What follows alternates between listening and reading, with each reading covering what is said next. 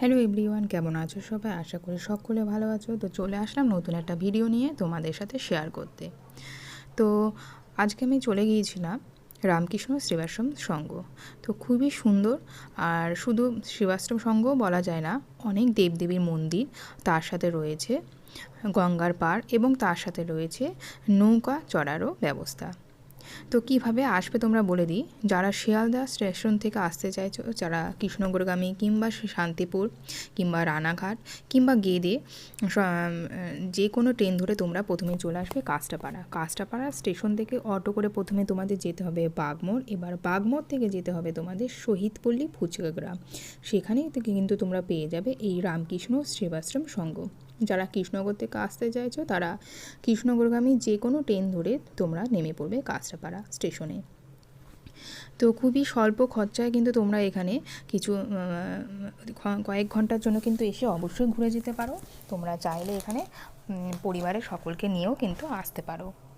গঙ্গা নদীর ধারে অবস্থিত এই মন্দিরটি দক্ষিণেশ্বর মন্দিরের আদলে তৈরি করা হয়েছে।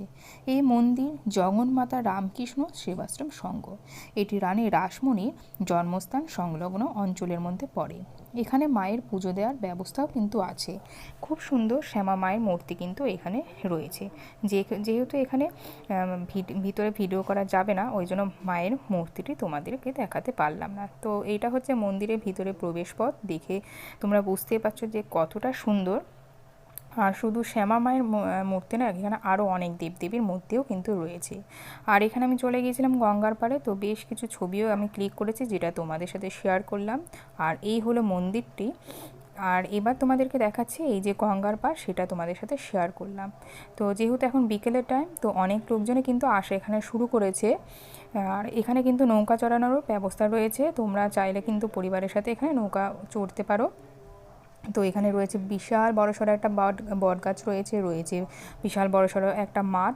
আর এখানে কিন্তু শ্যামা মায়ের সাথে সাথে আরও অনেক দেবদেবীর মূর্তিও রয়েছে। আর তোমরা কিন্তু এই মন্দিরের ভিতরে এসে এখানে অনেক ধরনের মূর্তি কিন্তু ঠাকুরের দর্শন করতে পারবে। আর হ্যাঁ, এখানে কিন্তু ভোগ খাওয়ার ব্যবস্থাও আছে, সেটা তোমরা এখানে এসে কথা বললেই কিন্তু জানতে পারবে। এখানে ফোন নাম্বারও পেয়ে যাবে কিভাবে এখানে আসতে হয়, ভোগ খাওয়ার কোন দিন, সেটা তোমরা ফোন করে অবশ্যই জেনে নিতে পারবে।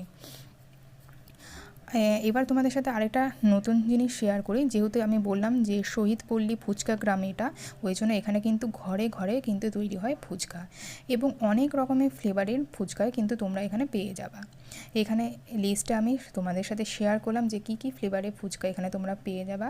আমি খেয়েছিলাম জল ফুচকা, আর খেয়েছিলাম টক দইয়ের ফুচকা।